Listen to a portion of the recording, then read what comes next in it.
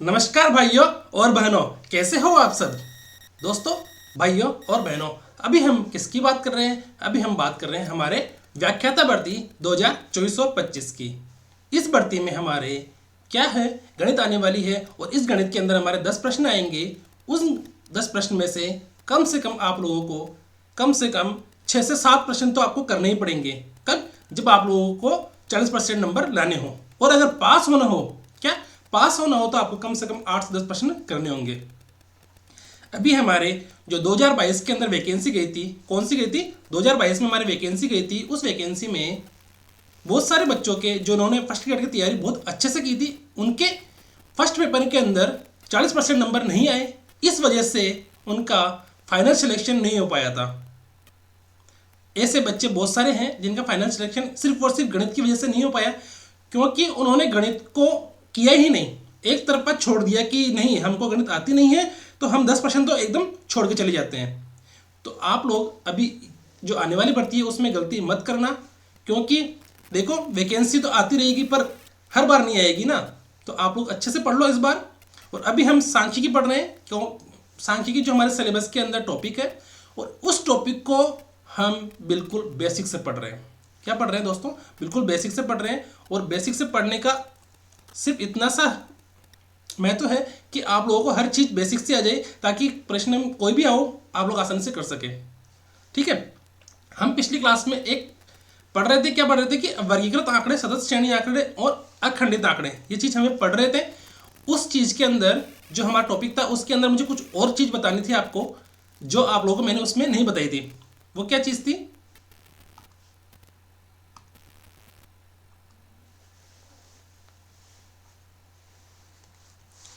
देखो वो आंकड़े हैं। देखो मेरी एक ही आदत है कि मैं हर चीज़ को बिल्कुल बेसिक से बताऊंगा। मैंने आप लोगों को पहले ही कहा था कि मेरा आप लोगों को पढ़ाने के अंदर या वीडियो बनाने के अंदर मेरा 1 रुपये भी खर्च नहीं हो रहा है। इसी वजह से मैं आप लोगों को बिल्कुल बेसिक से पढ़ा रहा हूँ। ठीक है ना? ऐसा नहीं कि मैं किसी दूसरी कोचिंग में पढ़ा रहा हूँ या मुझे कुछ पैसा मिल रहा है, नहीं। मैं आप लोगों को बिल्कुल बेसिक से पढ़ाने का रीजन सिर्फ इतना सा है कि वीडियो भले ही 5 वीडियो की जगह 10 वीडियो बन जाए, है ना। सांख्यिकी की 5 वीडियो की जगह 5 क्लास की जगह 10 क्लास बन जाए, पर उससे इतना फर्क नहीं पड़ेगा। पर मैं ये चाहता हूं कि आप लोग पढ़ो तो बेसिक से पढ़ो, ऊपर ऊपर से नहीं पढ़ो। ऊपर ऊपर से पढ़ने से समझ में नहीं आता है। एक बार आप लोग क्लास को देखोगे, हाँ से समझ में आ गया, जैसे दोबारा देखोगे नहीं समझ में आएगा। मैंने यूट्यूब पर बहुत सारे टीचर्स ऐसे पढ़ा रखे हैं जिन्होंने बेसिक से नहीं पढ़ा रखा है, क्योंकि वहाँ पर जो टीचर्स आते हैं उनको पैसे मिलते हैं, घंटे के हिसाब से पैसे मिलते हैं कि आप 5 घंटे पढ़ा लो तो आपको उस हिसाब से पैसे देंगे। यहाँ पे बिल्कुल भी ऐसा कुछ नहीं है। यहाँ पे मैं हूँ, मैं ही बनाता हूँ, मैं ही करता हूँ सब काम। तो आप लोग टेंशन नहीं ले कि जो सर पढ़ा रहे हैं वो सर जल्दी छोड़ देंगे, नहीं। अब मैं क्या है, बिल्कुल बेसिक से बताऊंगा आपको। कुछ भी चीज़ होगी ना वो बेसिक से बताऊंगा। तो आप प्लीज़ मेरे चैनल से बने रहिए, ठीक है। और लाइक कीजिए, शेयर कीजिए और चैनल को सब्सक्राइब कीजिए, ताकि मेरा चैनल भी थोड़ा बहुत बढ़ सके। ठीक है ना? चलो देखो, मैंने आप लोगों को एक चीज़ बताई थी कि वर्गीकृत आंकड़े, ठीक है। वर्गीकृत मतलब वर्ग में बांट दिया, वर्गीकृत मतलब वर्ग में बांट दिया। तो इस वर्ग में बांटने देखो, अपवर्जित श्रेणी जो थी उसके अंदर क्या था, अपवर्जित श्रेणी थी उसमें क्या था कि हमने एक चीज देखी थी ऊपर श्रेणी में, एक तो अवर्गीकृत आंकड़े, एक तो अवर्गीकृत आंकड़े थे जिसके अंदर वर्ग में नहीं बांट रखा था, है ना। तो अवर्गीकृत आंकड़ों को तो कोई दिक्कत नहीं है, क्योंकि उसको मैं वर्ग में तो अपन को बांट ही नहीं रखा है। पर अगर अपने को वर्ग में बांट रखा है तो उसमें 2 श्रेणी दे रखी है। कौन सी? एक अपवर्जी और एक समावेशी, है ना। मैंने पिछली क्लास में वो चीज़ बताना भूल गया था मैं, कि अपवर्जी और समावेशी श्रेणी में क्या क्या चीज़ हमें देखनी है, क्योंकि ये सबसे इंपॉर्टेंट है। अगर आप लोगों को परीक्षा में एक सारणी दे दी, जैसे ये सारणी दे दी, है ना, तो आप लोगों का प्रश्न, अगर जिसको अपवर्जी और समावेशी पता नहीं है ना, उसका प्रश्न 100% गलत होगा। समझ में आ गई मेरी बात? कि अगर जिस बच्चे को अपवर्जी और समावेशी श्रेणी किसे कहते हैं, अगर उसको यह पता नहीं है तो उसका प्रश्न 100% गलत होगा ही होगा। क्यों होगा वो अब देखो, क्यों होगा वो अब देखते हैं। देखो, इस श्रेणी के अंदर जो अपवर्जी श्रेणी है ना, अपवर्जी, देखो वर्जित का मतलब क्या होता है मुझे बताओ। देखो दोस्तों, क्लास थोड़ी लंबी हो सकती है तो कोई दिक्कत नहीं है, पर मैं चाहता हूँ कि आप लोग अच्छे से समझ लो, है ना। देखो वर्जित, वर्जित का मतलब क्या है, जैसे वर्जित का मतलब क्या होता है, वर्जित, वर्जित का मतलब क्या होता है, जिसको जैसे बोलते हैं ना कि मंदिर में जूते चप्पल पहन के आना वर्जित है ना, बोलते हैं ना वर्जित का मतलब मनाही कर रहा, वो मनाही, मनाही है ना, मनाही, मनाही बोलते हैं इसे, मनाही, मनाही क्या मतलब मना करना, या बोल दो ऐसा ना, मना करना। जैसे किसी होटल में कि यहाँ पर कुत्तों का प्रवेश वर्जित है, किसी मंदिर में कि यहाँ जूते चप्पल पहन कर आना वर्जित है ना। वर्जित का मतलब वो मना कर रहा है कि जूते चप्पल अंदर पहन के नहीं जाना है ना। और क्या हो सकता है, और जैसे स्कूल के आसपास कि धूम्रपान करना वर्जित है यहाँ पे, है ना, धूम्रपान करना यहाँ पर वर्जित है, तंबाकू गुटखा खाना यहाँ पे वर्जित है। वर्जित का मतलब हो गया, क्या हो गया, मना करना, ठीक है। वर्जित का मतलब क्या हो गया, वर्जित, वर्जित, वर्जित का मतलब क्या हो गया, मना करना। इसके आगे अगर आ लग गया तो क्या हो गया, अप प्लस वर्जित, ठीक है। अब देख लेना, आप हिंदी के स्टूडेंट हो तो, है ना, कि अब वर्जित का मतलब भी वही है कि सेम टू सेम वो क्या कर रहा है, वो मना कर रहा है, क्या कर रहा है, एक तरह से वो मना कर रहा है ना। ये मैं तो गणित का हूं ना, तो एक बार देख लेना संधि विच्छेद सही है कि नहीं है ना, आप समझ जाना अपने हिसाब से कि इसका मतलब सिर्फ यही है कि वो मना कर रहा है, क्या कर रहा है, वो मना कर रहा है। अब देखो कि अपवर्जिस, अपवर्जिस विधि, है ना, सबसे इंपॉर्टेंट कि अगर ये प्रश्न आ गया परीक्षा में, क्या, अगर ये प्रश्न आ गया और जिस बच्चे को यह पता नहीं है कि अपवर्जित श्रेणी किसे कहते हैं और समावेशी श्रेणी किसे कहते हैं, तो उसका प्रश्न 100% गलत होगा। क्या, 100% उसका प्रश्न गलत होगा, ठीक है। अब देखो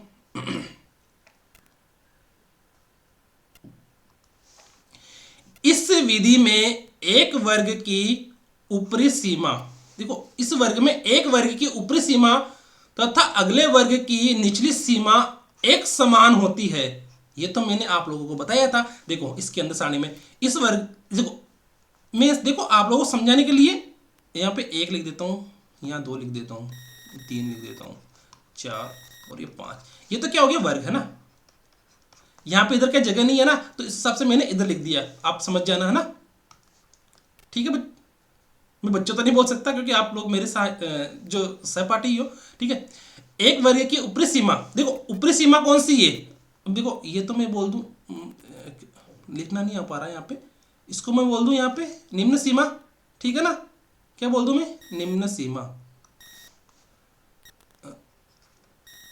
निम्न सीमा, सही।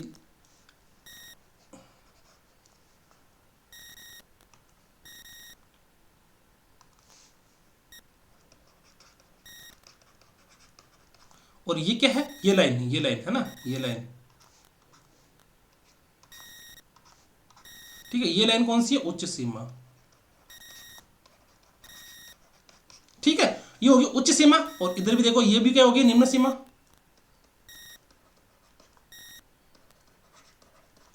और ये क्या होगी, उच्च सीमा, ठीक है ना, उच्च सीमा हो गई। अब देखो यहां तक तो मैंने बताया था कि एक वर्ग की ऊपरी सीमा दूसरे वर्ग की क्या होती है, निम्न सीमा होती है। तो इसको तो बोल दिया लो, इसको तो क्या बोल दिया, लो। लो का मतलब क्या हो गया, निम्न सीमा, ठीक है, लो।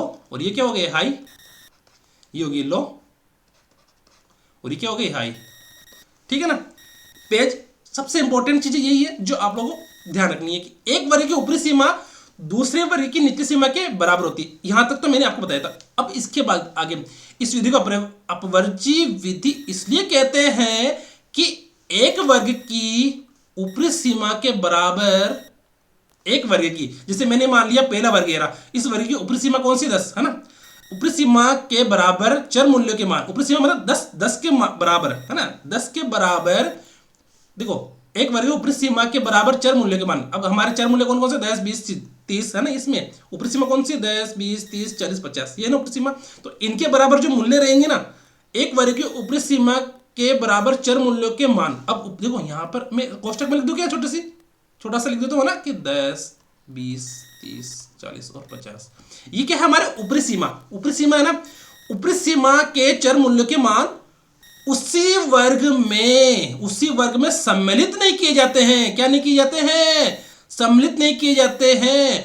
सम्मिलित नहीं कर उससे अगले वर्ग में शामिल किए जाते हैं।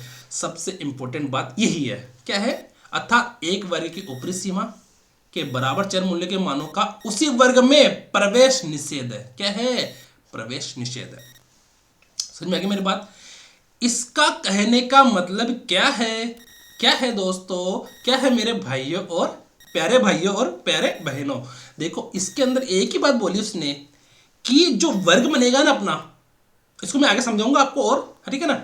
अब देखो चलो कोई ना, इसको मैं समझाता हूं आप लोगों को। इसको मैं कैसे समझाऊं, थोड़ी जगह भी कम है। देखो आप समझ जाना है ना, आप अच्छे से समझ जाना कि मैं क्या कहना चाह रहा हूं। 1 2 10 11 12 20 13 14, देखो यहाँ पे 13 14 21 22 और 30। मैं देखो ऊपरी सीमा लिख रहा हूँ ना, यहाँ पे क्यों लिख रहा हूँ वो अभी बताता हूँ ना। और 31 32 40, ठीक है, और 41 42 और 50। ये समझाने के लिए बताया मैंने, आप लोग अच्छे से समझ सको, है ना, कि क्या बोल रहा है कि इसमें ऊपरी जो एक वर्ग रहता है उसकी ऊपरी सीमा का मान उसके निचली सीमा के अगले वर्ग की निचली सीमा के बराबर होता है। पर अगर इस वर्ग की ऊपरी सीमा के बराबर चर मूल्य के मान उसी वर्ग में सम्मिलित नहीं कर उसके अगले वर्ग में सम्मिलित किए जाते हैं, है ना। समझ में आई मेरी बात? कि अगर मैं कहूं, मैं क्या कहूं कि उसी वर्ग में सम्मिलित नहीं कर उसके अगले वर्ग में शामिल किए जाते, अर्थात वर्ग की ऊपरी सीमा के बराबर चर मूल्यों के मानों का उसी वर्ग में प्रवेश निषेध है। उसी वर्ग में प्रवेश निषेध है, ये तो होगी परिभाषा। अब निषेध कैसे है, देखो अब मैं कहूं कि 0 से 10 है, यहाँ पे क्या लिखा हुआ है, देखो यहाँ पर क्या लिखा हुआ है, मुझे ये बताओ पहले तो कि यहाँ पर क्या लिखा हुआ है, ये 0 से 10, ये क्या लिखा हुआ है 0 से 10, ठीक है, ये 0 से 10 लिखा हुआ है। पर मुझे बताओ कि ये जैसे 1 है ना, 1 2, यहाँ पे बीच में क्या डेड डैश है ना, डेड डैश का मतलब क्या है कि बीच में और संख्या है ना, वो जैसे 1 2 3 4 है ना, ये बहुत सारी संख्या हो सकती है। तो यहाँ पे देखो ये 0 से 10 है ना, और इस श्रेणी कौन सी है, अपवर्जित श्रेणी। क्या है दोस्तों, ये श्रेणी अपवर्जित का मतलब होगा कि जो हमारा वर्ग होगा ना उस वर्ग में उच्च सीमा को नहीं लेना है। समझ में आ गई? हमारा जो वर्ग होगा उसमें उच्च सीमा को नहीं लेना है। उच्च सीमा कौन सी, यहाँ पर 10, तो हमें इस वर्ग में है ना 10 नहीं लेना है, इस पहले वर्ग में अपने को 10 नहीं लेना। तो हमारे यहाँ पे बताओ क्या क्या आएगा, अपन यहाँ पर 1 2 3 4 5 6 7 8 9 तक ही मान आएंगे, 10 नहीं आएंगे। पर देखो इसमें 10 दे रखा है ना वर्ग में, तो सर इसमें तो 10 दे रखा, वर्ग में तो 10 क्यों नहीं ले रहे? अरे भाई ये क्या है, अपवर्जित श्रेणी है। अपवर्जित श्रेणी में उच्च सीमा को उसी वर्ग में नहीं लेना है, उच्च सीमा को उसी वर्ग में नहीं लेना है। अब देखो अब ये 10 है ना, अब मैं क्या करूं, इसमें देखो 0 भी ले सकता हूं मैं, है ना, क्योंकि 0 तो क्या है, निम्न सीमा है कि क्या है, निम्न सीमा है। अगर 0 निम्न सीमा है तो 0 को ले लो, उच्च सीमा को नहीं लेना है। उच्च को क्या कर रहा है, वो वर्जित कर रहा है, क्या कर रहा है, मना कर रहा है कि नहीं, बड़े वाले आदमी को हम जिमाएंगे नहीं। समझ में आ गई ना? हमारे क्या करने वो करते हैं ना नवरात्रि के अंदर, बड़े आदमी को जिमाते कि नहीं, छोटी कन्या को जिमाते कि वो छोटी को ही जिमाएंगे, बड़ों का क्या है वहां पे प्रवेश वर्जित है। क्या है, प्रवेश वर्जित है, ठीक है। बड़ों का क्या है, हम जो कन्या जिमाते हैं ना नवरात्रि के अंदर, उसके अंदर बड़े लोगों को क्या करते हैं, हम प्रवेश वर्जित करते हैं ना, नहीं करते हैं क्या? हम बड़ों को जिमाते हैं क्या, लड़कों को जिमाते हैं क्या, बड़े आदमी को जिमाते हैं क्या? नहीं, हम वहां पे प्रवेश वर्जित करते हैं उनको मना करते हैं कि आप लोग मत आना, हम कन्या को ही जिमाएंगे। कन्या क्या है हमारी, छोटी है ना, तो छोटी का मतलब हम निम्न सीमा, छोटी क्या होगी, निम्न सीमा को उसी वर्ग में सम्मिलित करते हैं। निम्न सीमा मतलब जो कन्या होती है ना उसको हम नवरात्रि में जिमाते हैं, है ना, तो वो होगी निम्न सीमा, है ना। उच्च सीमा कौन सी, लड़के, तो उनको हम प्रवेश वर्जित कर रहे हैं, है ना, तो उनको हम क्या कर रहे हैं, वर्जित कर रहे हैं। तो इसी प्रकार यहाँ पर तो होगी 0 से लेकर 9 तक तो एक वर्ग में शामिल होगी, पर 10 क्या है यहाँ पर उच्च सीमा, तो उच्च सीमा को हमने इसमें शामिल नहीं किया। अब जैसे 10 आ गई यहाँ पर, अब 10 दूसरे वर्ग की तो क्या बन गई, निम्न सीमा बन गई ना। यहाँ पे क्या, दूसरे वर्ग की तो निम्न सीमा, और 20 क्या है दूसरे वर्ग का उच्च सीमा। तो अब यहाँ पर कौन कौन से संख्या आएंगे, यहाँ पर आगे 10 11, देखो 10 आ गई नहीं यहाँ पर, क्योंकि ये लो है यहाँ पर 10 क्या है, निम्न सीमा है। अब देखो 10 11 12 13 14 15 16 डेश करके 19 तक, है ना। तो ये 19 तक तो इसके अंदर मान आ गए 10 परंतु 20 से कम, 10 परंतु 20 से कम। देखो समझ में आ रहा है तो प्लीज लाइक कीजिए, शेयर कीजिए और सब्सक्राइब कीजिए, ठीक है ना। क्योंकि आप लोग ही मेरे क्या हो, असली धन हो। और देखो समझ में नहीं भी आए तो आप कमेंट करके बता देना कि समझ में नहीं आ रहा, तो मैं और अच्छे से प्रैक्टिस कर लूंगा कि कैसे समझा सकता हूं मैं आपको। पर मेरा ये मानना है कि जितना बेसिक्स से समझाएंगे उतना ही आप लोगों को आसानी रहेगी हर चीज़ समझने में। मैं ये नहीं चाहता कि मैं एक बार पढ़ा दूं तो आप लोगों को दोबारा भी पढ़ने की जरूरत पड़े कभी, ठीक है। अब देखो कि यहाँ पर 20 और 30 दे रखा है, क्या दे रखा है 20 और 30, तो यहाँ पर 20 तो क्या बन गया, निम्न सीमा बन गई ना। अब देखो यहाँ पर दूसरे वर्ग में, दूसरा वर्ग कौन सा, ये वाला, दूसरे वर्ग में 20 को लिखा क्या, नहीं 20 तो यहाँ पर उच्च सीमा है, उच्च सीमा का उसी वर्ग में प्रवेश निषेध है। और यहाँ पर 20 तीसरे वर्ग में क्या बन गई, निम्न सीमा बन गई, तो निम्न सीमा को इस वर्ग में लेना है, तो लेना है तो क्या लिख दो यहाँ पर 20 लिख दो, 21 लिख दो, 22 लिख दो, डेश करके 28 लिख दो और 29 लिख दो, क्या लिख दो 29 लिख दो, 29 लिख दिया। अब बताओ मुझे, मैंने यहाँ पर लिख दिया 29, तो 29 में 30 लिखूं क्या, नहीं, क्योंकि 30 तो इसी वर्ग की उच्च सीमा है, कई है उच्च सीमा, उच्च SWA में सीमा है ना, लिमिट सीमा। समझ में आ गई कि आपकी सीमा क्या है, फर्स्ट ग्रेड, और निम्न सीमा कौन सी है, कोई सी भी हो सकती है, तो फर्स्ट ग्रेड है ना। अब मैं कह दूं कि आपकी सीमा IAS है, तो IAS नहीं करना है, IAS के नीचे वाले सारे पोस्ट लेनी है आपको, है ना। तो उच्च सीमा को तो प्रवेश निश्चित करना है। जैसे किसी का ड्रीम होता है ना कि अगर मैं SDM की RS की तैयारी करूं तो मैं RS तो नहीं बनूं पर बाकी चीजें कर लूंगा, है ना। तो समझ में आ गई मेरी बात कि क्या बोलता है कि कोई सोचे कि मैं सोचूं कि यार मुझे RS की तैयारी करनी है, और मन में वो नहीं है, मन में तो वह है कि यार मैं कोई ना कोई चीज तो जॉब लगी जाऊंगा। जैसे कोई सोचता है ना कि यार वो तो छोरा RS की तैयारी करोड़े है तो वो कोई ना कोई तो जॉब लग जाए, क्यों, क्योंकि उसको जीके अच्छे से याद है, करंट अफेयर्स अच्छे से पता है उसको, और इंग्लिश हिंदी मैथ्स जो भी आती है वो अच्छे से पता रहती है ना। कि बड़ी वैकेंसी की तैयारी करते हैं तो छोटी लग जाती है, तो उसी प्रकार से यहाँ पर है कि बड़ा तो दे रखा है पर बड़े को लेना नहीं है, बड़ा दे रखा है पर बड़े को लेना नहीं है। समझ में आ गई मेरी बात। देखो आप सब मुझसे बड़े हो, छोटे भी हो सकते हैं पर ज्यादातर लोग बड़े रहेंगे। अब यहाँ पर 30 आ गया, तो 30 तो यहाँ पर चौथे वर्ग के क्या है, निम्न सीमा, तो निम्न सीमा को ले लो यहाँ पर, तो 30 आ गया, यहाँ पर 31 आ गया, और यहाँ पर क्या आ गया 32 आ गया, 33 आ गया, डेश करके कितना आ गया 38 और 39। तो मैंने ले लिया यहाँ तक। मैंने 40 क्यों नहीं लिया, क्योंकि 40 तो RS है, मगर मुझे RS नहीं बनना है, मुझे RS से नीचे वाली जितनी पोस्ट होती है ना, फर्स्ट ग्रेड सेकंड ग्रेड जितने भी है ना वो सारे बनने पर RS नहीं बना मैंने, है ना। क्योंकि RS तो मेरा ड्रीम था, ड्रीम क्या है, ड्रीम था, पर ड्रीम के नीचे भी बहुत सारी पोस्टें होती है ना, वो मुझे मिल गई। अब देखो यहाँ पे 40 आ गया, तो 40 को मैं बोल दूँ निम्न सीमा, तो 40 आ गया तो यहाँ पर 40 को वापस लिख दो, 40 41 42, ठीक है, 43 44, डेश करके 48 और 49। क्योंकि मैंने 50 मेरे क्या है RS, तो RS तो मुझे बनना नहीं है, RS से नीचे वाली जितनी पोस्ट है वो मुझे लेनी है, तो 40 से कम कौन कौन सी होगी, नहीं 50 से कम, 40 41 42 43 44 45। देखो समझ में आ गया कि इसका एक ही मान है, उच्च सीमा को उस वर्ग में नहीं लेना, बस उच्च सीमा को उस वर्ग में नहीं लेना, उच्च सीमा को उस वर्ग में नहीं लेना है, उच्च सीमा को उस वर्ग में नहीं लेना है, तो उसे बोलते हैं अपवर्जित श्रेणी, उसे बोलते हैं अपवर्जित श्रेणी।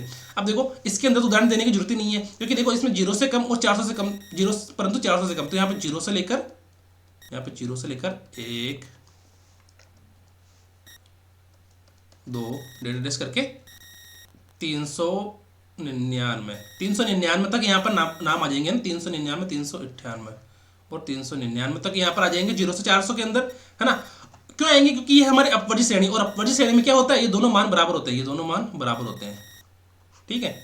उच्च पहले वर्ग की उच्च सीमा, दूसरे वर्ग की क्या होती है, निम्न सीमा होती है, ठीक है। अब इसमें देखो 400 लेना है, 400 इसमें क्या लेना है 400 लेना है, फिर 401 डिवाइड करके 400, यहाँ पर 1000 तक नहीं है तो यहाँ पर क्या लेना 998 और 999 तक। इस वर्ग में सिर्फ यहाँ तक ही आएंगी संख्या, 400 से लेकर 498 499 तक की संख्या इस वर्ग में आएगी। किस वर्ग में आएगी, ये पहला वर्ग हो गया और ये दूसरे वर्ग में आएगी।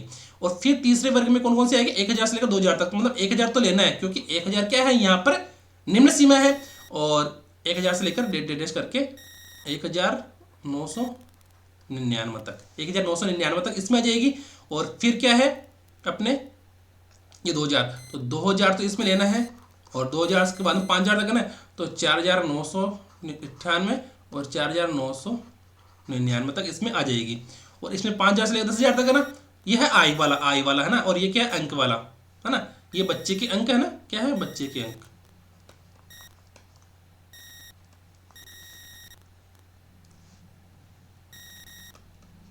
और ये क्या है आई। ठीक है।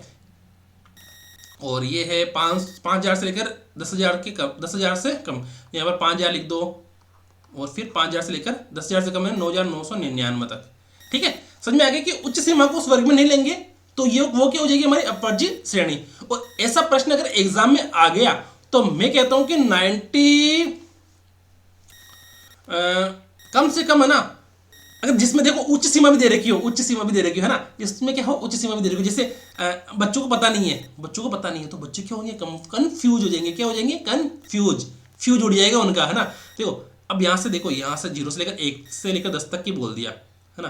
अब वो दे दिया वर्ग कि 0 से 10 तक वर्ग में कितने संख्याएं हैं, कितनी संख्याएं हैं। देखो मैं आपको एग्जाम्पल यही दे देता हूँ, फॉर एग्जाम्पल 1 2 3 4 8 9 10 11 12 13 18 19 20। अगर मैं कहूं, क्या कहूं कि मुझे ये बताओ कि 0 से 10, क्या बताओ मुझे ये बताओ आप लोग कि 0 से 10, 10 से 20, 0 से 10 वर्ग में कितनी संख्याएं हैं, कितनी संख्याएं हैं बताओ मुझे। 1 2 3 4 5 6 7, सर 7 संख्याएं हैं, 7 लिख दिया मैंने, 7 लिख दिया, 7 लिख दिया, 7 लिख दिया। 10 से 20 में बताओ कितनी संख्या है, 1 2 3 4 5 6, 6 लिख दिया सर मैंने, 6 लिख दिया, 6 लिख दिया। और मेरे क्वेश्चन सही, मेरे क्वेश्चन सही, क्या क्वेश्चन सही है क्या? अरे वो श्रेणी कौन सी है, अपवर्जित श्रेणी है। अपवर्जित श्रेणी में अपने को उच्च सीमा को उस वर्ग में नहीं लेना है, उच्च सीमा को उस वर्ग में निषेध करना है, वर्जित करना है। तो यहाँ पर पूरा ही गड़बड़ झाला हो गया। क्या हो गया, गड़बड़ झाला। क्योंकि हम 1 2, देखो यहाँ पे मैंने क्या लिखा, पहले 7 लिखा ना, तो 7 नहीं लिखना है, 7 नहीं लिखना है। और यहाँ पे मैंने क्या लिखा, 1 2 3 4 5 6 लिखा है ना, तो 6 नहीं लिखना है यहाँ पे। देखो इसको एक चीज लिख देते हैं यहाँ पर, ताकि वो क्वेश्चन थोड़ा सा जम जाए, है ना। 11 12 13 मैंने 14 भी लिख दिया, है ना, और 15 भी लिख दिया। ठीक है,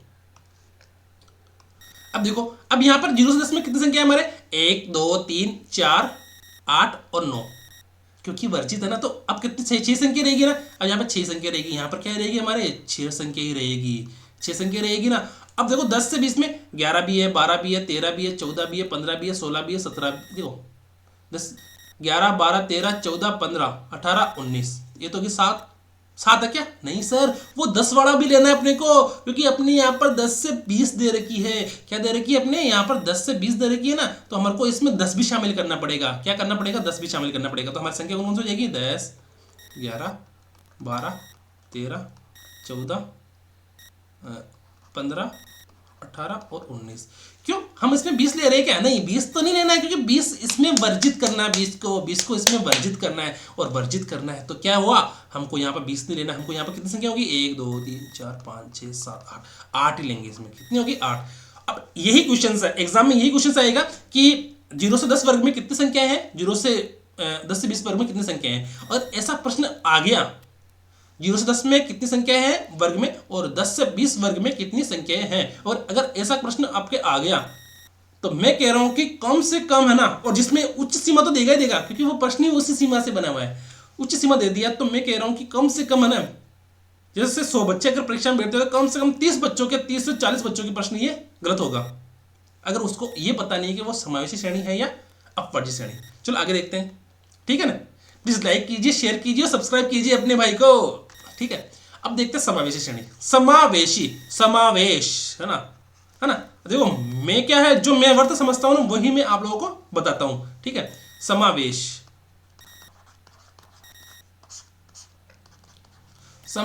का मतलब क्या होता है, समावेश का मतलब होता है क्या हुआ, जो हिंदी के स्टूडेंट है वो अपने हिसाब से समझ लेना, जब मैं समझ रहा हूं ना वो बता रहा हूं। समावेश का मतलब मेरे अकॉर्डिंग होता है कि अंदर ले लेना, क्या लेना, अपने अंदर ले लेना, अपने अंदर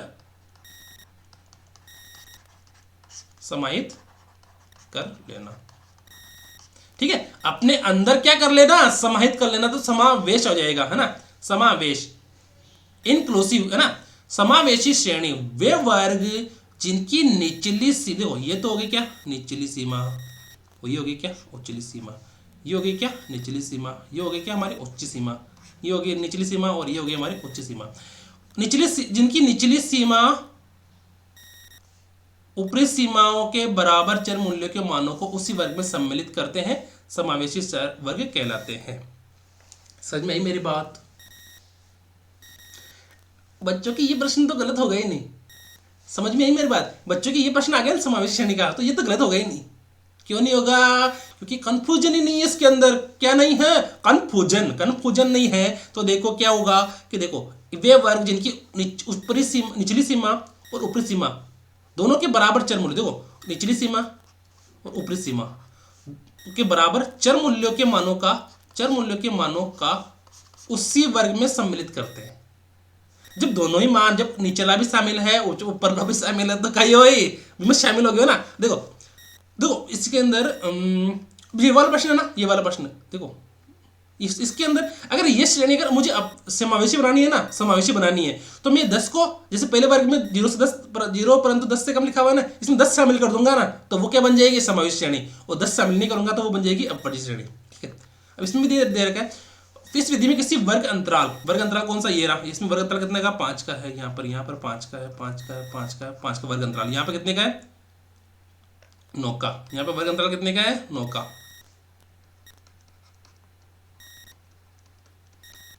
यहाँ पर वर्ग अंतराल कितने का है? 9.5 का।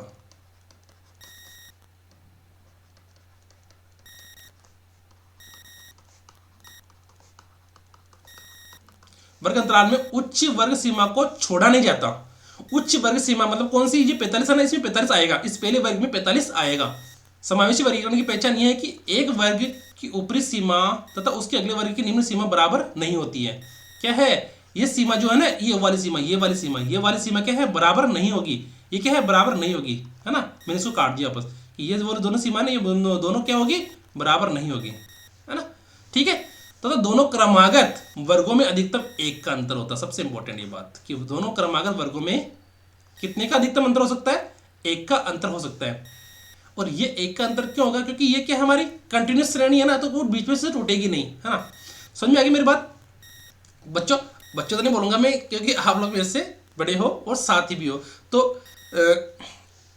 अपने अपवर्जी सीख ली और समावेशी सीख ली। तो दोनों में अंतर एक ही है कि अपवर्जी में तो ऊपर वाली सीमा को शामिल नहीं करना है उस वर्ग में, और समावेशी में उस वर्ग की ऊपर वाली सीमा और नीचे वाली सीमा दोनों बराबर होगी। और क्रमागत 2 वर्गों में 1 का अंतर रहता है। 1 का अंतर मतलब 1 से अधिक का अंतर नहीं रहेगा, 1 से कम का रह सकता है। ठीक है, अधिकतम अंतर देखो, यहां पर अधिकतम अंतर देखो, अधिकतम अंतर 1 का होता है। ठीक है, अब मैंने देखो आप लोगों को बताने के लिए, देखो यहाँ के अंदर बच्चों का भाग दे रखा, तो यहाँ पे बताओ, देखो यहाँ पर 40 भी आएगा, 41 भी आएगा और डेट करके 45 भी आएगा। ठीक है, और यहाँ पर 46 आएगा, 47 आएगा, 48 आएगा, 49 आएगा और यहाँ पर 50 भी आएगा। क्यों आएगा? क्योंकि यहाँ पर ये क्या है? समावेशी का मतलब उसके अंदर उच्च सीमा और निम्न सीमा दोनों ही अपने अंदर रहेगी। क्या रहेगी? अपने अंदर। ठीक है, और इसके अंदर फिर आ गया समझ में, 51 आ गया और ये 52 आ गया और डेडेस करके 55 आ जाएगा, और इसमें 56 आ गया, डेडेस करके 60 तक आ जाएगा, इसमें 61, 62 डेडेस करके 65 तक आ जाएगी। ठीक है, इसमें 0 से लेकर 9 तक, 0 इसमें जगह कम है ना, थोड़ा सा देख लेते हैं। इसमें 0, 1, 2, 9 तक आएगा। इसमें 10 से लेकर कहाँ तक आएगा? 19 तक आ जाएगा। इसमें कहाँ तक आएगा? 20, 21 डेडेस करके 29 तक। इसमें 30, 31 डेडेस करके 39 तक, और इसमें 40, 41 डेडेस करके 49 तक। समझ में आ गई? उच्च सीमा उसमें शामिल कर दी ना, तो ये क्या होगी? समावेशी होगी, और जिसमें शामिल नहीं करे वो क्या होगी?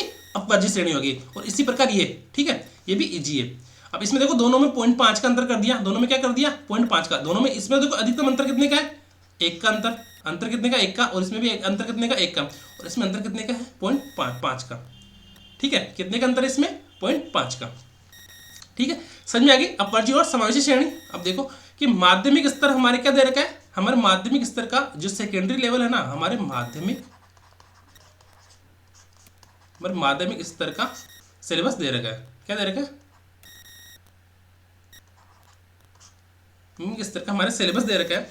अब देखो मैं क्या कह रहा था कि हमारे आंकड़ों का संग्रहण, प्रस्तुतिकरण, ये हमको ये पढ़ने की चीज़ें है ना। तो ये माध्यम बहुलक तो हम बाद में पढ़ेंगे, ठीक है। ये केंद्रीय प्रवृत्ति माप भी हम बाद में पढ़ेंगे।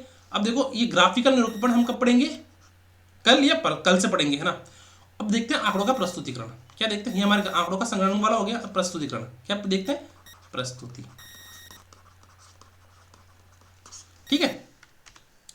आंकड़ों का प्रस्तुतिकरण, आंकड़े जिस प्रकार तथा जिस रूप में प्राप्त हो उसी क्रम में संकलित कीजिए। संकलित का मतलब इकट्ठा,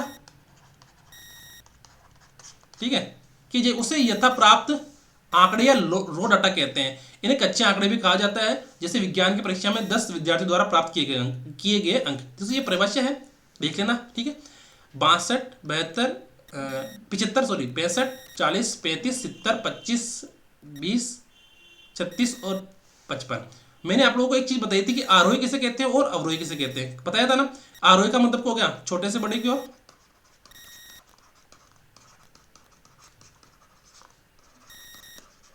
ठीक है। देखो छोटे से बड़े कौन कौन से इसके अंदर, सबसे पहले कौन सा आएगा इसमें, सबसे छोटा है 20, फिर कौन सा है, ये हो गया, फिर कौन सा 20 के बाद 25 है क्या, 25, फिर 25 भी हो गया तो हमारे पास फिर क्या है, 25 के बाद में 2 के बाद में 3, 36 है, 35 है, तो 35 आएगा, फिर आएगा 36, ठीक है। ये भी हो गया और ये भी हो गया। फिर 40 के अंदर 4, ये रहा 40, फिर है 45 के अंदर 40 के बाद में 1, 2, 3 और ये भी नहीं है, 40 भी हो गया। फिर 55 के अंदर कौन सा आ रहा है, 55 में हमारा 1, 2, 55 आ गया हमारा, 1, 2, 3, 4, 5, 6, 55 तक आ गया। ये भी हो गया हमारा, ये भी हो गया, ये भी हो गया, ये भी हो गया, 1, 2, 3, 4। अब क्या आएगा हमारे पास, 65, 65, 70 और 75। तो ये तो हो गया हमारा आरोही क्रम। प्रस्तुतिकरण कर रहे हैं ना हम आंकड़ों का, तो ये तो हो गया हमारा आरोही क्रम, छोटे से बड़े की ओर। और ये अवरोही क्या हो गया, ये तो हो गई लड़की, है ना, मैंने बताया था। और ये क्या हो गई, लड़का। तो अब क्या हो गया हमारा अवरोही क्रम। अवरोही क्रम में क्या है, बड़ों से छोटी की ओर, इसे हम डिसेंडिंग ऑर्डर बोलते हैं और आरोही को असेंडिंग ऑर्डर बोलते हैं। देखो अब जैसे हमारे पास ये तो हो गया क्या, आरोही। इस क्रम में अगर हम जमाएंगे, इस क्रम में यानी उल्टे क्रम में, है ना, बड़े से छोटे की ओर, तो ये क्या बन जाएगा हमारा अवरोही क्रम, ठीक है। जमाओ भाई, 75, 70, 65, 65, 55, 40, 36, 35, 25 और 20। तो ये हो गया ना हमारा। हमने क्या कर लिया कि आंकड़ों को क्या कर लिया, प्रस्तुतिकरण कर लिया। क्या कर लिया, प्रस्तुतिकरण, ठीक है। अब देखो वर्गीकृत, अवर्गीकृत बारंबारता बंटन सारणी, हमने देखा था अवर्गीकृत बारंबारता बंटन सारणी, ठीक है। और इसे अवर्गीकृत बारंबारता बंटन सारणी क्यों कहते हैं, क्योंकि इसमें क्या है, वर्ग ने दे रखा है। क्या ने दे रखा है, वर्ग ने दे रखा है। तो अनग्रुप्ड फ्रीक्वेंसी डिस्ट्रीब्यूशन टेबल, ठीक है, अनग्रुप्ड फ्रीक्वेंसी डिस्ट्रीब्यूशन टेबल। देखो मैं जितनी भी चीज बता रहा हूं आप लोगों को, जैसे वो बच्चा रहता है ना कि 9वीं क्लास में बच्चे को पढ़ा रहा हूं, उस हिसाब से पढ़ा रहा हूं, क्योंकि उस हिसाब से देखोगे आप तो ही आप लोगों को अच्छे से कोई भी चीज समझ में आ पाएगी। समझ में आ गई। अगर मैं कहूँ कि नहीं मुझे आप लोगों को जैसे वो देते हैं ना फर्स्ट ग्रेड वाले की तरह पढ़ाना है, तो देखो भाई फर्स्ट ग्रेड वाली तरफ से पढ़ोगे तो कुछ समझ में नहीं आएगा। फर्स्ट ग्रेड के वालों की तरफ से कौन पढ़ता है, जो ऑलरेडी फर्स्ट ग्रेड हो, है ना, ऑलरेडी फर्स्ट ग्रेड हो, जिसको सब चीज़ आती हो। अब मैं ये मानने चल रहा हूँ कि आप लोगों को ये सांख्यिकी नहीं आती है, तो मुझे आप लोगों को अच्छे से बताना पड़ेगा, ठीक है ना। अगर मैं गलत हूं तो आप लोग मुझे कमेंट करके बताना कि मुझे कैसा पढ़ाना चाहिए, ठीक है। कमेंट करके आप बता देना कि सर आप सही पढ़ा रहे हो या नहीं पढ़ा रहे हो, ठीक है ना। कमेंट जरूर करना, वीडियो देखने के बाद कमेंट्स जरूर करना कि कैसा पढ़ाया है और कैसा नहीं पढ़ाया, ठीक है ना। अब देखो कि अवर्गीकृत बारंबारता बंटन सारणी है, इसको क्या कर दिया हमने, वर्ग में डिवाइड नहीं किया। देखो एक विद्यालय की कक्षा 10वीं के 20 छात्र, कितने छात्र दे रखे हैं हमारे पास, 20 बच्चे दे रखे हैं। कितने दे रखे हैं, 20 बच्चे दे रखे हैं। तो 20 बच्चों के विज्ञान की अर्धवार्षिक परीक्षा में 10 में से प्राप्त अंक क्रमशः निम्न प्रकार है। देखो बच्चे कितने हैं, 20, और अंक कितने हैं, 10। 10 में से एक के 5, 4, 3, 4, 5, 4, मतलब टीचर ने विज्ञान की परीक्षा है तो उसने क्या कर दिया, सबको वैज्ञानिक बना दिया कि सबके नंबर 2 2 3 3 4 4 नंबर दे रखे हैं, है ना। अब देखो, अब देखो हमने क्या करना है, अब इसमें देखो सबसे कम कौन सा 2 है, तो 2 भी लिख दिया एक, फिर 3 है क्या, 3 भी लिख दिया, 4 है क्या, 4 भी है, 5 है क्या, 5 भी है, 6 है क्या, 6 नहीं है, 7 7 भी नहीं है, 8 8 है, ठीक है। तो हमने ऐसे सारणी बना ली एक, ठीक है, सारणी बना ली। तो देखो ये बारंबारता, ये देखो मिलान चिन्ह, देखो ये है ना मिलान चिन्ह, ये मिलान चिन्ह पहले आते हैं ऐसे, ठीक है। ये आगे हमारे प्राप्तांक आगे, तो प्राप्तांक आगे 2 कितनी बार आया हमारे पास, 2 कितनी बार आया, 2 कितनी बार आया हमारे पास, 2 है, ये रहा 1 2 और ये रहा 2, तो 2 कितनी बार है, 2 बार, ठीक है। और 3 कितनी बार है, 1 2 3 4, 4 बार आ गया 3, ठीक है। 4 कितनी बार है, 1 2 3 4 5, 5 बार, 5 बार है, 6 बार है, ये 6 बार, 6 बार हो गया। 5 कितनी बार है, 1 2 3 4, 4 बार। 8 कितनी बार है, देखो 1 2 3 और 4, 8 भी हमारे कितनी बार है, 4 बार। तो मैंने आप लोगों को एक चीज बताई थी ना कि मिलान चिन्ह हम मिलाते कैसे हैं, है ना, बताया ना मैंने कि मिलाते कैसे हैं। जैसे दो दो है ना, 2 तो इसको क्या बोल दिए, 2 लाइनें खींच दी ऐसे, तो 2 हो गए। 4 है तो 1 2 3 4, 4 खींच दी। 6 तो देखो 6 ना, तो सबसे इंपॉर्टेंट देखो 1 2 3 4, 4 हो गई। अब 5 कैसे करेंगे अपन, इसको नीचे से करेंगे, कैसे करेंगे, ऐसे नीचे से, और ये हो गई हमारी 6, ठीक है। अब फिर 4 है तो 4 में तो क्या दिक्कत नहीं है, 1 2 3 4, फिर 4 है तो फिर में 4 में कोई दिक्कत नहीं है, 1 2 3 4, ठीक है ना, समझ में आ गई मेरी बात या नहीं है। देखो इस प्रकार की वर्गीकृत बारंबारता बटन सारणी को अवर्गीकृत बारंबारता बटन सारणी कहते हैं, ठीक है। अवर्गीकृत क्या बोल दिया, इसको अवर्गीकृत बोल दिया, क्यों बोला, क्योंकि इसको है ना यहाँ पे वर्ग नहीं है। और वर्ग क्यों नहीं है, वर्ग क्यों नहीं लिखा मैंने यहाँ पर, पता है क्या क्यों नहीं लिखा या नहीं पता, बताओ मुझे, वर्ग क्यों नहीं लिखा मैंने यहाँ पर। देखो हम इसको चाहे ना वर्गीकृत बारंबारता बटन में सारणी भी कर सकते हैं, पर वर्गीकृत बारंबारता बटन सारणी करने से दुखड़ा तुम क्या होगा, दुखड़ा ये हो जाएगा कि सारे के सारे एक ही वर्ग में आ जाएंगे, किस में आ जाएंगे, 1 से 10 के अंदर, है ना। ये सब सारे के सारे किस में आ जाएंगे, 1 से 10 में आ जाएंगे। तो ये क्या है कि हमारी वर्गीकृत बारंबारता बटन सारणी नहीं बन पाएगी, है ना। अगर यही होते, कहाँ तक होते, 100 तक होते, कहाँ तक होते, ये नंबर देखो 100 में से होते ना, इस देखो 100 में से नंबर होते ना, ये 100 में से, कि किसी का 2 5 18 30 35 45 ऐसे होता है ना, डेट करके 100 तक होते हैं। तो हम इसको क्या बोल देते हैं, वर्गीकृत बारंबारता बटन सारणी बोल देते हैं, क्योंकि उसमें क्या है, आंकड़े थोड़े से क्या है, अधिक है, उसमें आंकड़े क्या है, थोड़े से अधिक है, उसमें आंकड़े थोड़े से अधिक है ना, तो उसको क्या है, वर्ग में बांटते हैं। और जिसमें आंकड़े कम होते हैं ना, उसको क्या है, वर्ग में नहीं बांटते हैं, ठीक है ना। अगर आंकड़े अधिक है तो वर्ग में बांट दो, और कम है तो वर्ग में नहीं बांटना है, ठीक है। आंकड़े अधिक हो तो वर्ग में बांटना है, और आंकड़े कम है तो उसको वर्ग में नहीं बांटना है, ये ध्यान रखना आप, ठीक है ना। अब ये तो समझ में आ गया कि इसमें 10 तक के नंबर दे रखे हैं ना, तो इसको मैंने वर्ग में नहीं बांटा।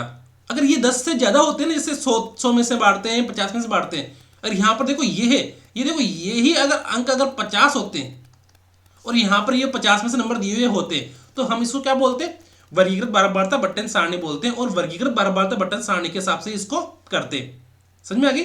और यहाँ पर 100 दे रखे होते हैं, यहाँ 50 से 100 नंबर दे रखे होते हैं ना, तो ये हमारे क्या बन जाती है, वर्गीकृत बारंबारता बटन सारणी बन जाती, क्या बन जाती, बारंबारता वर्गीकृत बंटन सारणी बन जाती, ठीक है।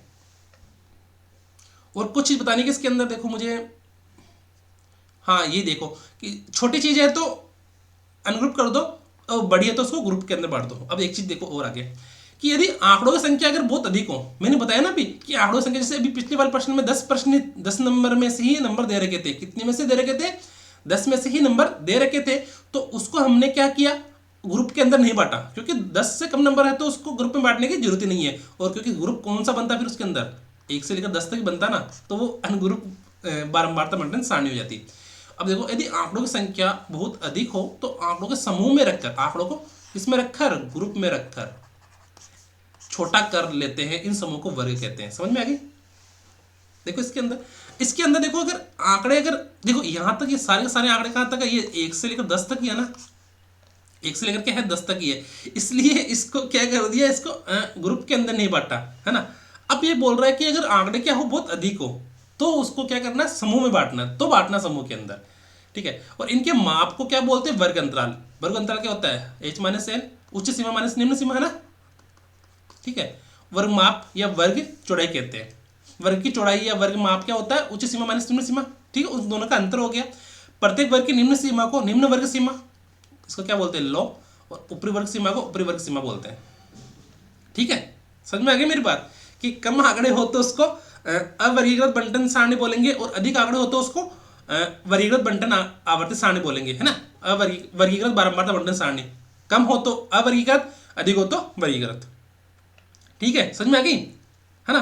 अब देखो जैसे 1 2 3 4 6,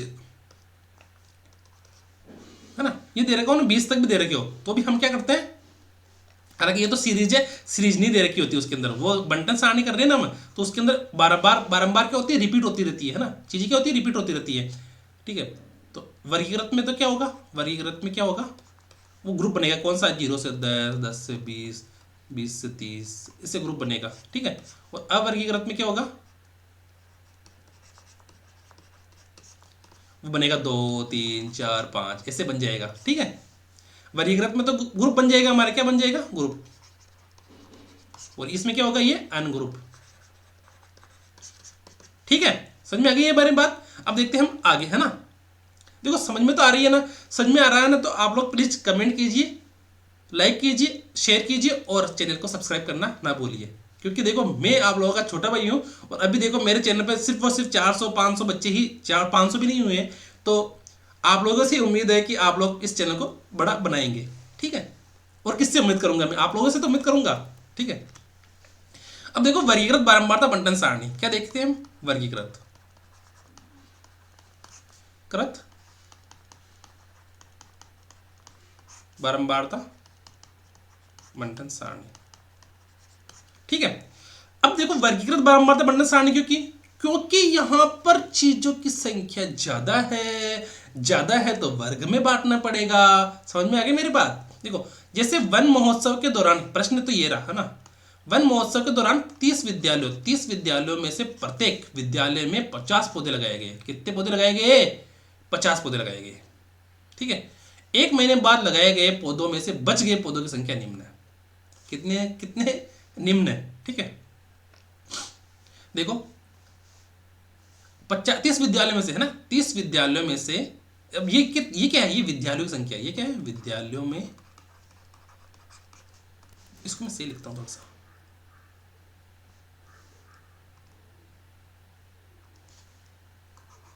ये क्या है, विद्यालय में बचे हुए पौधों की संख्या, ना, विद्यालय में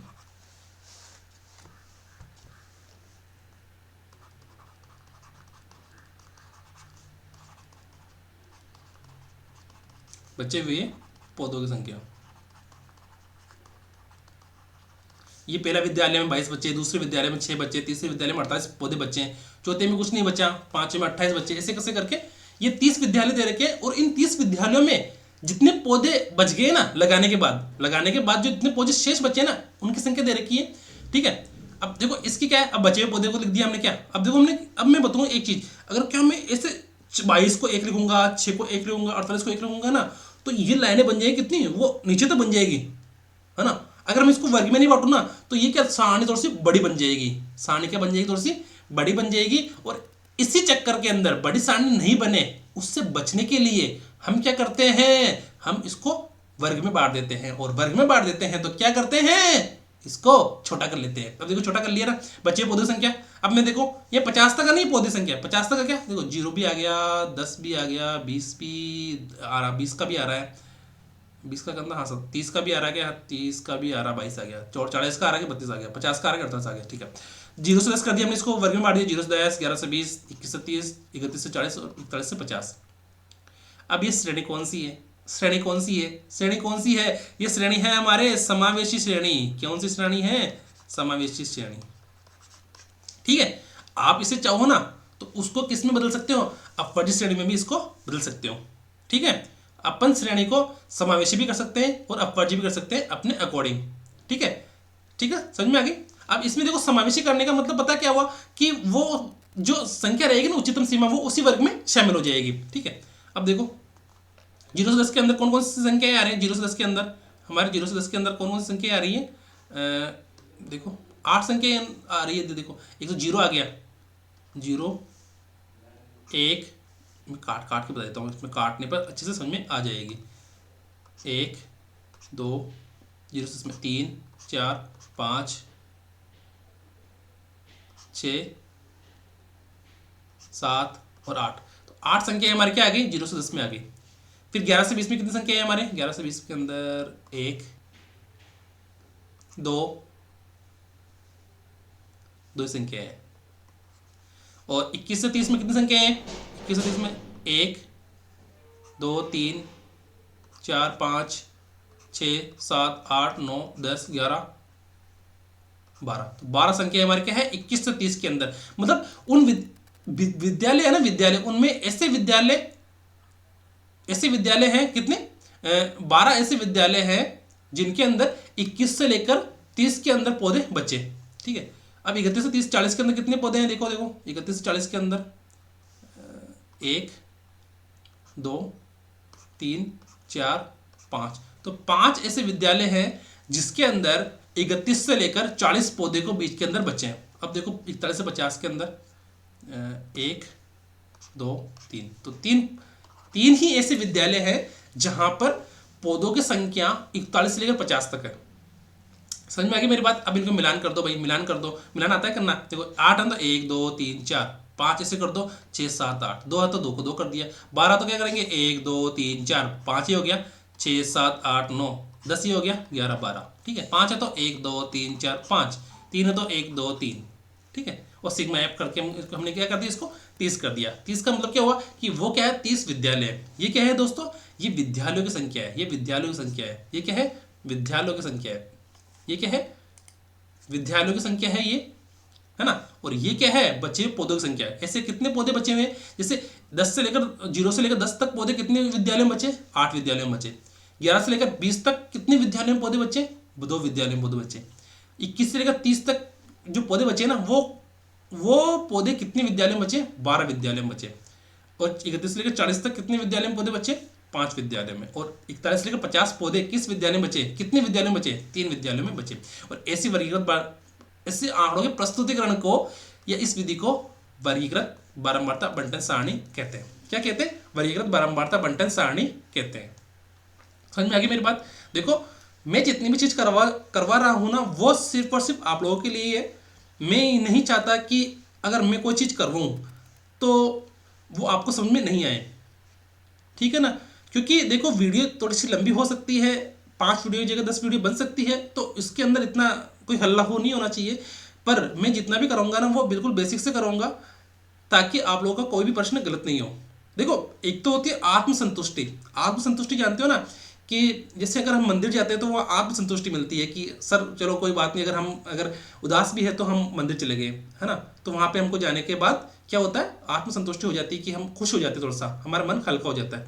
इसी प्रकार मेरा भी ये मानना है कि अगर मैं आप लोगों को बेसिक से चीज़ बताऊंगा ना, बेसिक से मतलब बिल्कुल जीरो से बताऊंगा, तो मेरा भी मन हल्का रहेगा कि मैंने पूरा कोर्स करवाया है, ठीक है। और अगर मैं ऊपर लेवल से करवा दूंगा, ऊपर से पढ़ा दूंगा, तो मेरा मन में एक ऐसी दुविधा रहेगी कि सर कि मैं ना कि मैं न्याय नहीं कर पा रहा हूँ आप लोगों के साथ, है ना।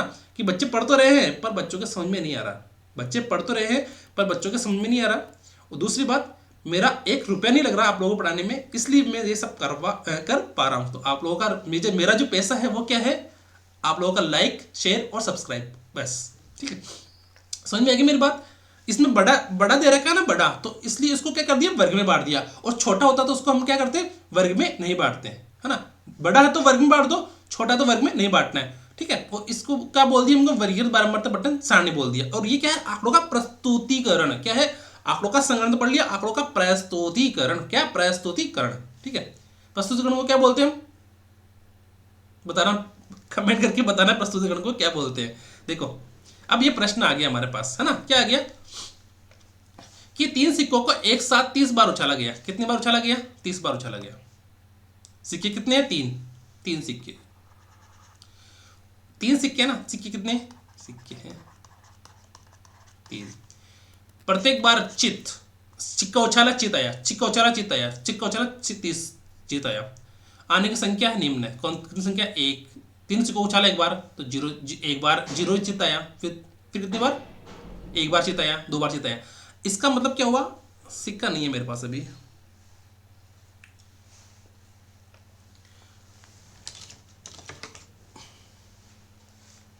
कोई बात नहीं।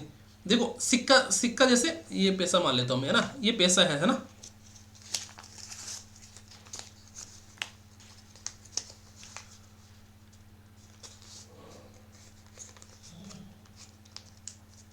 जैसे ये पैसा है ना, क्या ये पैसा अपना, ये पैसा है ना, ठीक है, ये पैसा है, ठीक है। इसको मान लिया चित, और इसको क्या मान लिया? पट। इसको क्या मान लिया? चित, और इसको क्या मान लिया? पट, है ना। इसको चित और इसको पट। समझ में आ गई मेरी बात? कि अब 3 सिक्के हैं, ऐसे ऐसे नोट कितने हैं? ऐसे नोट कितने हैं? 3 है। मेरे पास तो अभी 2 ही है, ठीक है, मेरे पास तो अभी 2 ही है।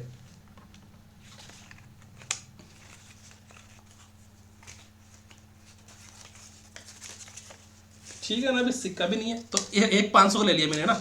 तो मेरे पास देखो अभी अभी एक ये तो हो गया चित, ये भी हो गया, क्या हो गया? चित, और पैसा है ना, और ये भी क्या हो गया? अपना चित हो गया, है ना। ये भी क्या हो गया? अपना चित हो गया, चित हो गया ना। और ये क्या हो गया? तीनों पीछे वाले पट हो गए। अब 3 सिक्के हो गए, ये तीनों सिक्के, मेरे पास सिक्के नहीं है, तो अभी मैंने इसको क्या मान लिया? ये 3 सिक्के हैं, है ना। अब वो बोला एक बार सिक्का उछाला, है ना, एक बार सिक्का उछाला, तो इसका क्या आ गया? एक बार पट आ गया, फिर क्या गया? पट आया, और फिर क्या आ गया? फिर भी पट आया। तो ये क्या हो गया? पट आ गया, पट आ गया ना। तो इसमें क्या कर दिया हमने कि इसका एक भी बार चित्त नहीं आया, तो 0 लिख दिया, ठीक है। अब देखते हैं, अब 1 आया ना, तो अब देखो मैंने उस सिक्के को उछाला, और एक बार क्या आ गया? चित्त आ गया, और दोनों बार क्या आ गया? मेरे पट आ गया, दोनों बार क्या आ गया? मेरे पट आ गया, ठीक है।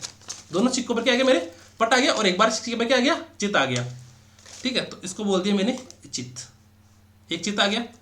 और मैंने फिर सिक्के को उछाला, मैंने फिर तीनों नोटों को उछाला, तीनों सिक्कों को उछाला, तो मेरे क्या आया? 2 चित आ गया। तो मेरे पास क्या है? एक चित आ गया, फिर उछाला मैंने, फिर दूसरा चित आ गया, और फिर उछाला मेरे पास, तो चित नहीं आया मेरे, क्या पास क्या आया? पट आ गया, है ना, टेल आ गया, ठीक है। तो ये क्या हो गया? हमारा दूसरा वाला हो गया। दूसरी बार में फिर भी ऐसे ही आएगा, फिर पहले ये भी ऐसे ही आएगा, ये भी ऐसे ही आएगा।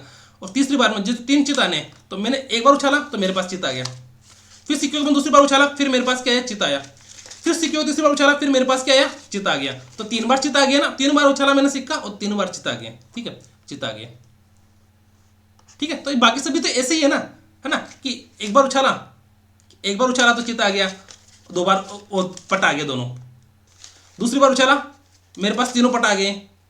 देखो इसकी कंडीशन 4 बन रही है, इसमें 4 कंडीशन बन रही है। क्या बन रही है? 4 कंडीशन। या तो चित कितनी हो? 0 हो, या चित 1 बार हो, चित 2 बार हो, चित 3 बार हो, ऐसे बन रही है ना।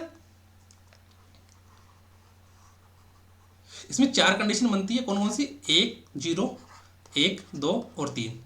अगर हम सिक्के को तीन बार उछाले ना, 3 सिक्के उछाल रहे हैं, 3 सिक्के को ना, तो इसमें कितनी कंडीशन बन रही है? 4 कंडीशन बन रही है। कि सिक्कों को मैंने उछाला, तीनों बार क्या आया? तीनों बार चित नहीं आया, तीनों बार चित नहीं आया, तीनों बार चित नहीं आया, तीनों बार क्या आ गया? पट आ गया। तो पट आ गया, तो पट क्यों क्या बोल दिया मैंने? पट एक भी बार नहीं आया ना, तो पट कितनी बार है? 0 बार आ गया पट, ठीक है। और पट अगर एक बार आए, तो एक बार पट आ गया, नहीं सॉरी, एक बार चित आ गया, तो दोनों बार क्या आया? पट आया, दोनों बार क्या आ गया? पट आ गया, तो दोनों बार क्या आ गया? पट आ गया। तो चित एक बार ही आया ना। अब बोल रहा है दोनों बार चित आना चाहिए, तो दोनों बार चित आने के लिए क्या करूंगा? इसको तो बोल दूंगा मैं पट आ गया, एक सिक्के उछाला मेरे पट आ गया, और दोनों सिक्कों को उछालूंगा तो क्या आ गया? चित आ गया, ठीक है ना, चित आ गया। तो यहां पर चित आ गया, कितनी बार आया? 2 बार चित आ गया। और अब की बार मैं उछालूंगा तीनों सिक्कों को, तो मेरे पास क्या आया? चित, चित और चित, ठीक है ना। तो ये क्या है? है ना। देखो समझाने के लिए कुछ ना कुछ तो करना पड़ेगा ना, ठीक है। समझ जाना अपने हिसाब से समझ जाना। मेरे पास सिक्का नहीं था यहाँ पे, तो मैंने ऐसे समझा दिया, ठीक है। और कोई गलती हो तो देख लेना अपने हिसाब से इधर उधर की। अब है ना, तो अब सिक्का उछाला, अपन वो करते हैं ना, मैच खेलते हैं तो अपन सिक्का उछालते हैं हम। हालांकि जो हमारे गांव के लोग हैं वो क्या करते हैं? वो पत्थर है तो उस पर थूक लगा के फिर करते हैं उसको ठेल। वो पुरानी बातें हैं, वो पुरानी बातें हैं जो थूक लगा के करते थे कि गीला है तो चित हो गया, और वो सूखा है तो टेल हो गया। तो अब तो क्या आजकल वो सिक्के चलने लगे। पहले के जमाने की बता रहा हूँ मैं, आज से 20 साल पहले की, जब 20 साल तो नहीं, 15-16 साल हो गए उस बात को बता रहा हूँ, जब वो बच्चे खेलते थे मैच तो वो हेड टेल करते थे, है ना। अब देखो इसको सारणी कैसे बनाए अपन, सारणी बना दो इसको, है ना।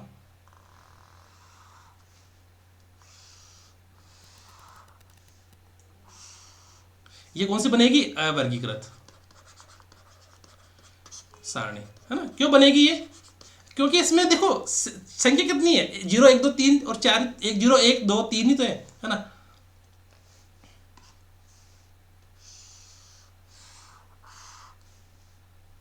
देखो समझ में नहीं आए तो मुझे कमेंट करके बता देना, मैं जितना हो सके ना, जितना हो सके, जितना आसानी से हो सके उतना आसानी से बता रहा हूँ, और फिर भी कोई गलती हो जाए तो आप बता देना कमेंट करके, है ना। अब देखो यहाँ पर मैं क्या लिख दूँ, चित्तों की संख्या चित्तों की संख्या क्या है रे यार, इसको क्या बोल दूं मैं, चित्त, ये चित्त, चित्त की संख्या,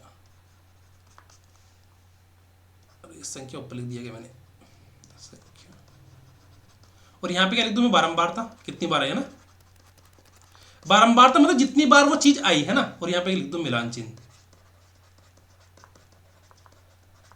ठीक है। चित्त मेरे 0 बार आया, 0 बार कितनी बार आया वो यहाँ पे लिखेंगे, चित्त 1 बार आया, चित्त 2 बार आया, चित्त 3 बार आया। 0 चित्त कितनी बार आ रखा है वो लिखो, 0 चित्त 1 बार आ रखा है, 0 चित्त कितनी बार आ रखा है वो लिखो, हम देखो 1 बार, 2 बार, 3 बार, 4 बार, 5 बार और 6 बार।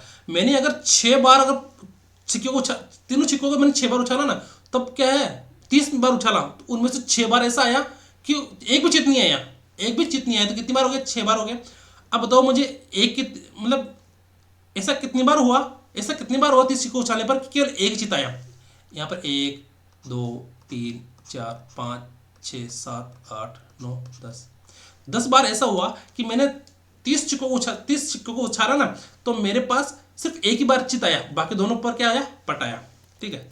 अब देखो आगे करते हैं, और अब ऐसा कितनी बार हुआ कि 2 चित्त आए, ऐसा कितनी बार हुआ कि 2 चित्त आए, देखो 1 2 3 4 5 6 7 8 9, ऐसा कितनी बार हुआ, ऐसा 9 बार हुआ, ऐसा कितनी बार हुआ, ऐसा 9 बार हुआ कि मैंने तीनों 30 सिक्कों को उछाला ना, तो मेरे पास 2 चित्त आए, कितने आए, 2 चित्त आए, 30 सिक्कों उछालने पर 2 चित्त आए, ठीक है। अब तीसरा, 3 कितनी बार है, 3 बार कितनी, देखो ऐसा कितनी बार हुआ कि 3 चित्त आए, 1 2 3 4 5, ऐसा 5 बार हुआ कि मैंने 3 सिक्कों को उछाला और 5 बार चित्त आ गए, मतलब चित्त पट आया ही नहीं, पट आया ही नहीं, है ना। तो 6 10 16 9 25 और 5 30, ना सिग्मा एफ कितना हो गया यहाँ पर 30, ठीक है। तो मिलान चिन्ह बताओ, मिलान कैसे करेंगे, हम मिलाना तो आपको आता ही होगा, मैंने बता रखा है कि 6 लाइन है तो 1 2 3 4 5 और 6, 10 है तो 1 2 3 4 5 6 7 8 9 10, 9 है तो 1 2 3 4 5 6 7 8 9, ठीक है। 5 है तो 1 2 3 4 5, ठीक है। दोस्तों मेरा एक ही उद्देश्य है कि मैं जो भी बताऊं आप लोगों को बेसिक से बताऊं, है ना, बेसिक से बताऊं, ठीक है। और कुछ बताना कि इसमें ये तो वर्गीकृत सारणी होगी क्योंकि इसके अंदर वर्ग में इसको बांटा नहीं है ना। चलो आगे देखते हैं, एक और प्रश्न और है, ठीक है, कि 10वीं कक्षा के 30 विद्यार्थियों के रक्त समूह है। 10 रक्त समूह मतलब जानते हो कि रक्त होता है ए बी और ओ, है ना। ये तो हो गया क्या रक्त समूह जो लोकल है, लोकल। अब इसके अंदर भी अलग अलग होते हैं कि ए प्लस ए माइनस, है ना, B plus B minus, C plus C minus, है ना। तो वो हम इसमें नहीं ले रहे, तो हम क्या ले रहे हैं कि ए बी ओ, ये समूह ही ले रहे हैं। कक्षा 10 के 30 विद्यार्थियों को रक्त समूह है ये, इस आंकड़े को बारंबारता बंटन सारणी के रूप में व्यक्त कीजिए। तो देखो व्यक्त कर सकते हैं अपन, इसको ऐसे कर दिया,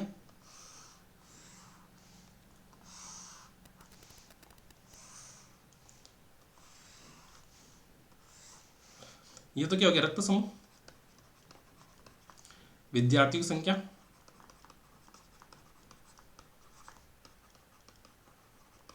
या हम इसको क्या बोल सकते हैं, बारंबारता, है ना, बारंबारता ही बोल सकते हैं।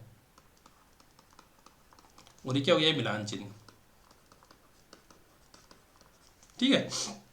रक्त समूह कौन कौन से दे रखे हैं ये देखो, पहले तो हमारा रक्त समूह क्या है, ए है, क्या ए बी है, ए बी और ओ, ठीक है ना, ए बी और ओ, ठीक है।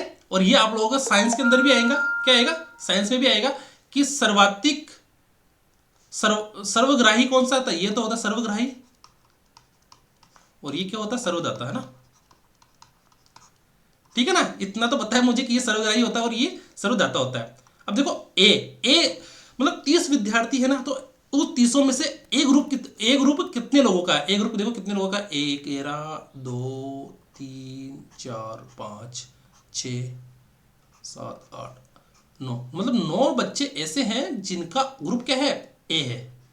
और बी ग्रुप कितने बच्चों का है, ये देखो बी ग्रुप कितने बच्चों का है, बी ग्रुप है 1 2 3 4 5 6 बच्चों का ग्रुप क्या है, बी।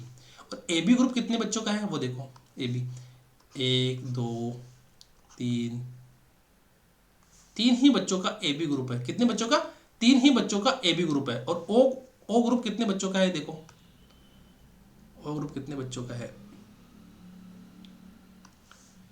1 2 3 4 5 6 7 8 9 10 11 12, 12 बच्चों का क्या है ग्रुप, ओ है ना। ओ ग्रुप क्या है, 12 बच्चों का है। अब देखो ए ग्रुप के अंदर ए जो अपना ग्रुप है ना, उसके अंदर ए रक्त समूह, उसके अंदर मिलानचिन करते हैं। 1 2 3 4 9 है ना यहाँ पर, तो 5 6 7 8 9, 6 के अंदर 1 2 3 4 5 6, 1 2 3 1 2 3 4 5 के लिए करेंगे क्या करेंगे, क्रॉस, फिर 6 7 8 9 10 के लिए फिर क्रॉस कर दिया, फिर 11 12। ठीक है, समझ में आ गई। ये तो क्या हो गया अपना, ये भी क्या है अपना अवर्गीकृत, अवर्गीकृत बारंबारता बंटन सारणी। ठीक है, समझ में आ गया। देखो अब मैं आप लोगों को एक चीज बता दूं कि अभी मैं जो भी पढ़ा रहा हूं वो बिल्कुल बेसिक से है। ठीक है, तो वीडियो जो होगी ना, वीडियो है ना, ये वीडियो या हम बोल सकते हैं क्लास, वो क्या आएगी, थोड़ी ज़्यादा आएगी। मैंने आपको कल कम्युनिटी पोस्ट के अंदर बताया था कि वो थोड़ी ज़्यादा आएगी। ठीक है, थोड़ी क्या आएगी, वो ज़्यादा आएगी। तो आप लोग सभी क्या बोल करो, मुझे कमेंट करके बताओ